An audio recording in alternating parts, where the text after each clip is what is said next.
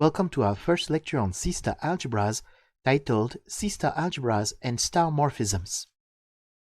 Quantum mechanics emerged as a physical theory of matter. It is an amazing achievement of science and relies on deep mathematical ideas. Heisenberg, Born, and Jordan developed the first coherent formulation for quantum mechanics called matrix mechanics around 1925. Equivalent to Schrödinger wave mechanics, this work became the foundation of quantum mechanics. In particular, the uncertainty principle, fundamental to quantum mechanics, is expressed by the non-commutativity of certain observables. John von Neumann introduced in a series of papers with Francis Murray the study of the appropriate mathematical objects encountered in quantum mechanics as algebra of observables acting on a complex Hilbert space of states. Strictly speaking, the states are rays in a Hilbert space. The theory of von Neumann algebras then grew into a powerful and fascinating subject on its own right, with far-reaching consequences such as the Jones polynomials for knots.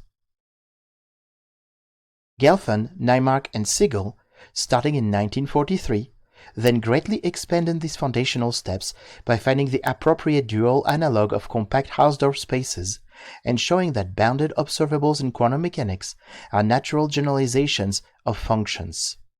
The conclusion of these efforts is the category of C-star algebras. C-star algebras are now important mathematical objects found in locally compact group representation theory, topological ergodic theory, index theory, and of course quantum physics, including the Haack-Kastler formulation of quantum field theory and in quantum statistical mechanics. In these lectures, we are going to study the category of C-star algebras.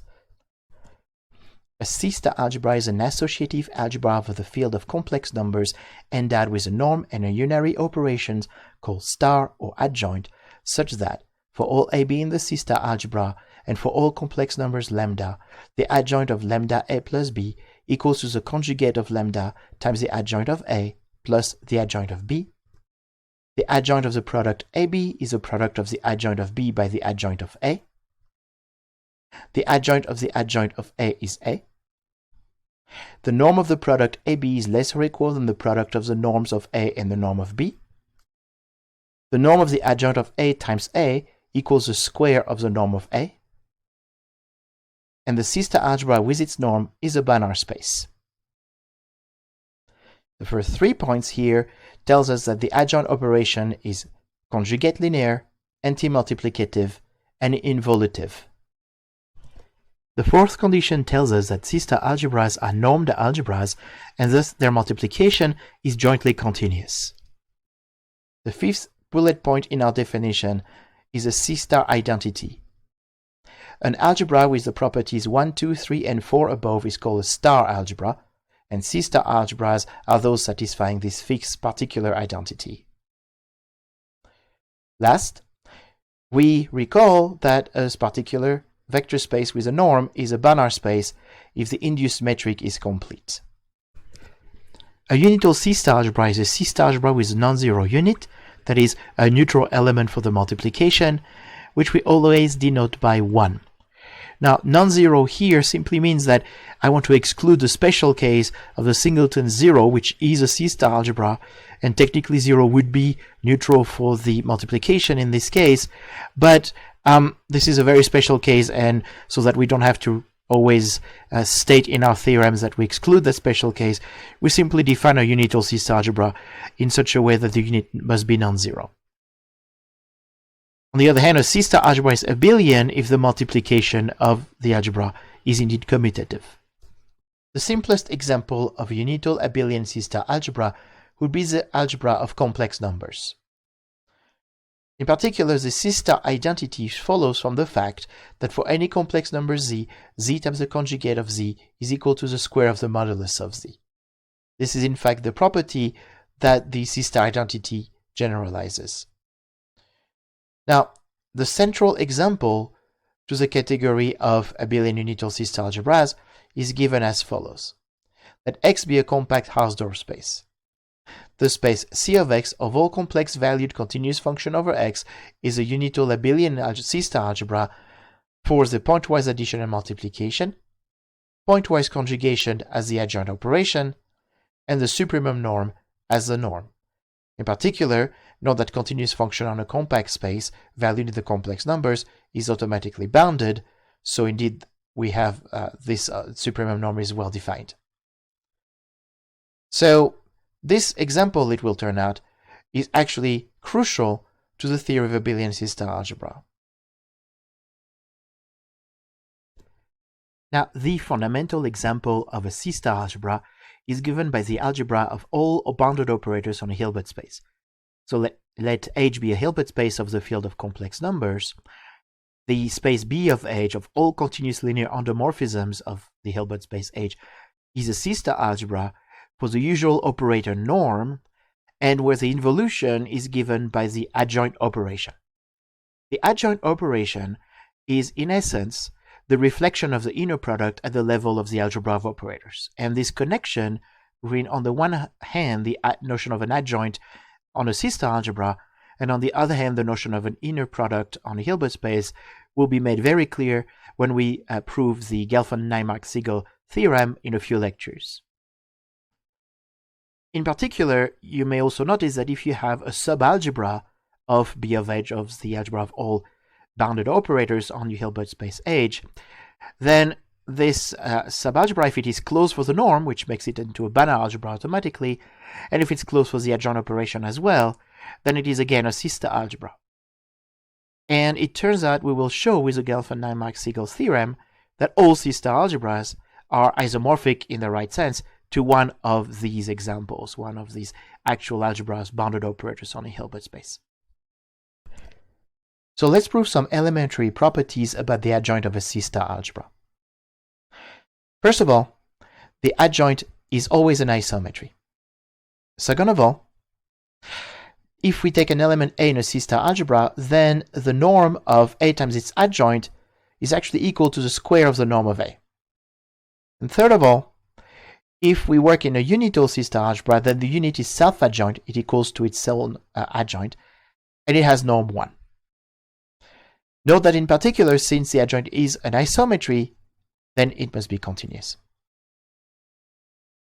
Let's prove those little observations. So first of all, for the two first observations, we know that they are trivial if we apply them to the special case A equals 0. So I'm going to take an element of a C-star algebra that's non-zero, and I am going to make a simple computation. The square of the norm of that A by the C-star identity equals to the norm of A star A. But our C-star algebra is a normed algebra, so the norm of A star A is less or equal than the norm of A times the norm of A star, and since we chose the A that's non-zero, I can divide by the norm of A on both sides to get the norm of A is less or equal than the norm of the adjoint of A.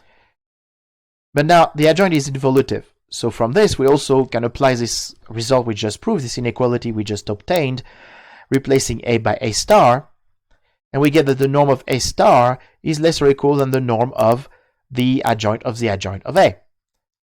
But because the adjoint of A is A, we have therefore shown that the norm of A star is indeed less or equal than the norm of A, and we have therefore proven, in fact, that the norm of A equals the norm of A star, that is, that the adjoint operation is an isometry. In particular, it is continuous. Now for the sort of C-star identity in the opposite order, what we do is we take an arbitrary element of our C-star algebra, let's call it A, and we calculate the square of the norm of A. We just shown that this is equal to the square of the norm of the adjoint of A, because the adjoint is isometric. But that in turn is equal to the norm of, I'm going to read it symbolically, the star of A times the star of A. And that is the C-star identity, but applied to A star. Now, the star of A is simply A, so I have shown the desired equality. Last, let's suppose we work in a unital C-star algebra now. So I'm going to prove that the adjoint of the unit is itself neutral for the multiplication, and since there is a unique neutral element for the multiplication in my algebra, it must be equal to the actual unit. That will prove that the adjoint of the unit is the unit. So to do so, well, we take an arbitrary element in our C-star algebra, let's call it A again, and we multiply the adjoint of the unit, by A. That, using the anti-multiplicative property of the adjoint and the involutive property of the adjoint of 1 times A is equal to the adjoint of the product of the adjoint of A by the unit of A. But multiplying by the unit of A does nothing, so this in turn is simply equal to the adjoint of A, which we know to be A. And a similar computation, of course, would show that A times the adjoint of the unit of A is also equal to A. So we've seen that the adjoint of the unit of A has the properties of a neutral element for the multiplication, and therefore it must be equal to that very unit. So 1 equals 1 star, symbolically.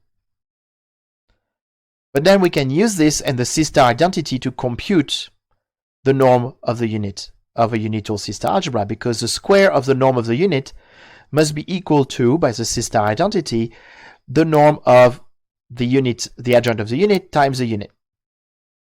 But we just shown that the adjoint of the unit is the unit, so this is the norm of the square of the unit, and of course the square of the unit is just the unit. So we end up with the square of the norm of the unit equals the norm of the unit. So we have two choices. Either the norm of the unit is 0 or it is 1.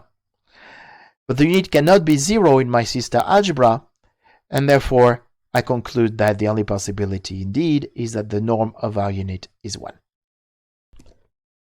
Having defined the objects of the category of C-star algebras, let's now define its morphisms.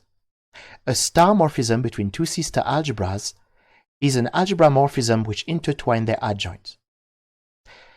This is a purely algebraic concept, so in particular, the inverse map of a bijective star morphism is automatically a star morphism.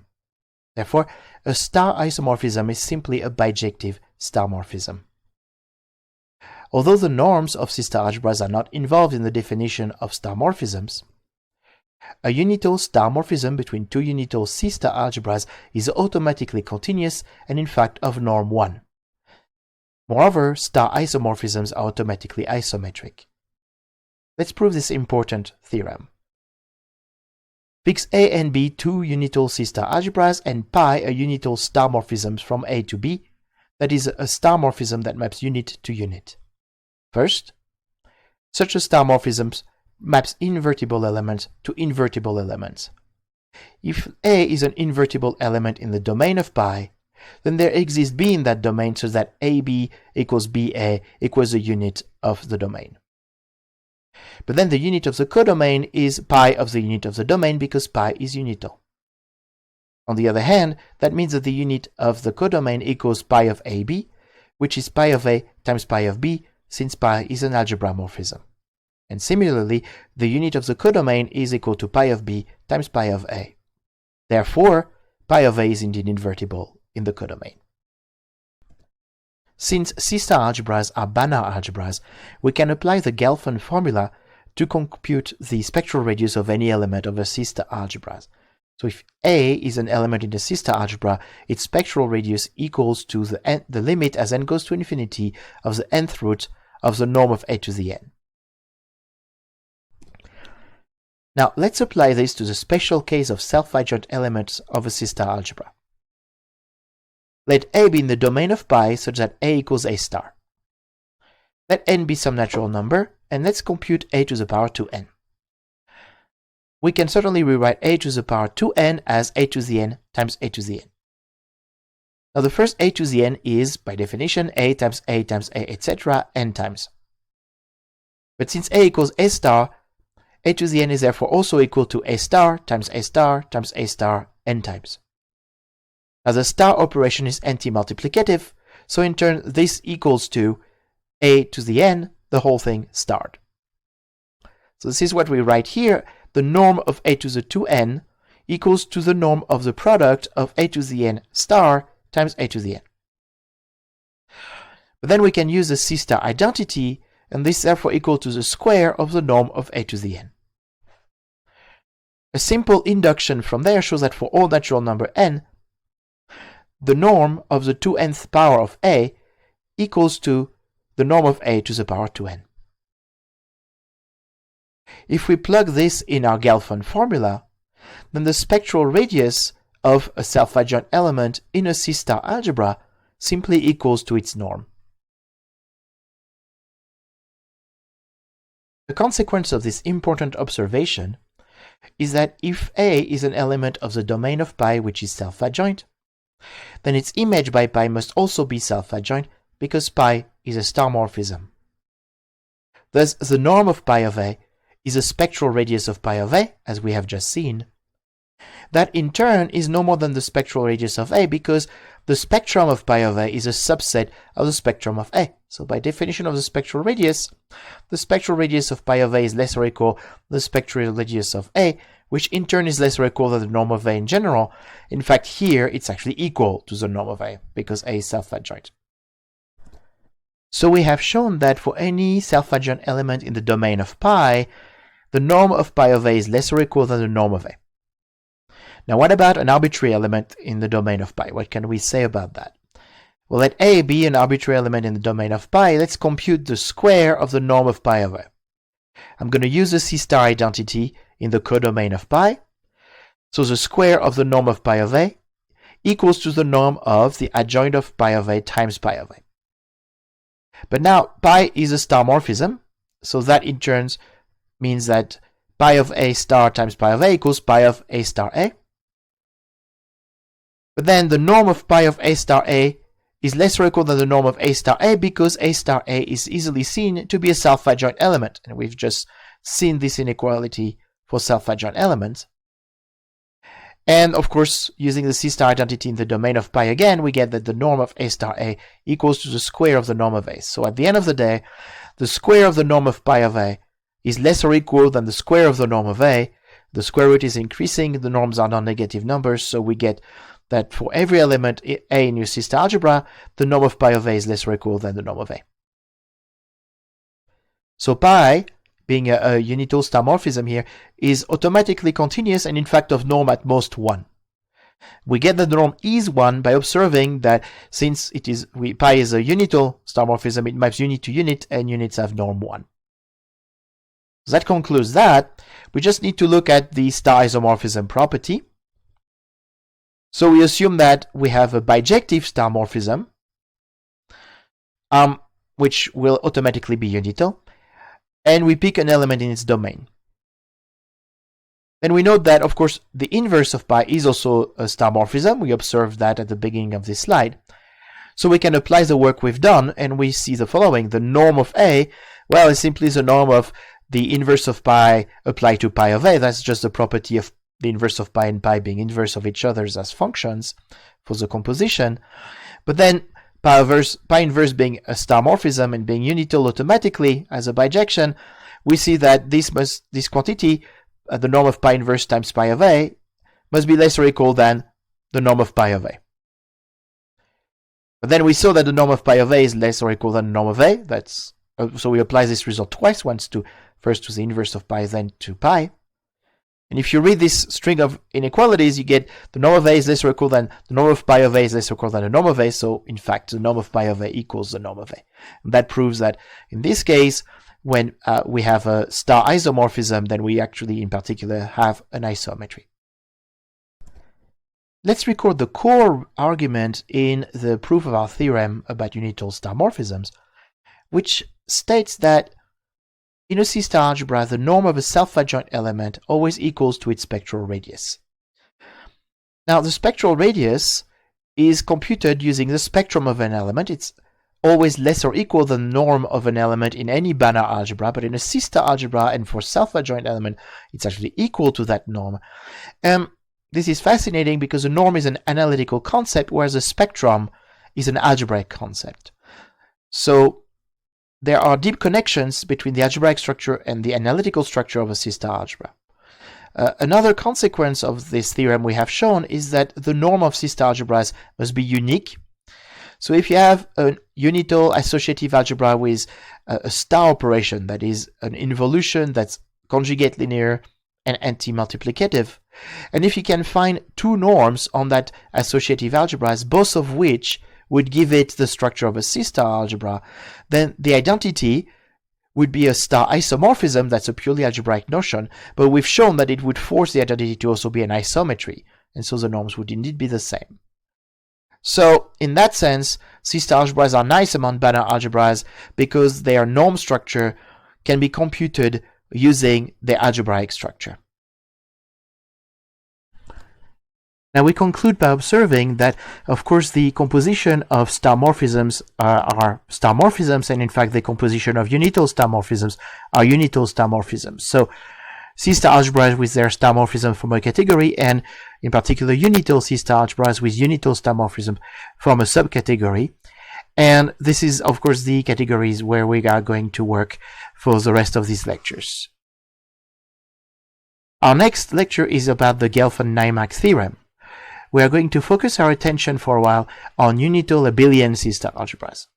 And we're going to establish a duality result which completely describes unital abelian C-star algebras in terms of continuous functions on compact Hausdorff spaces.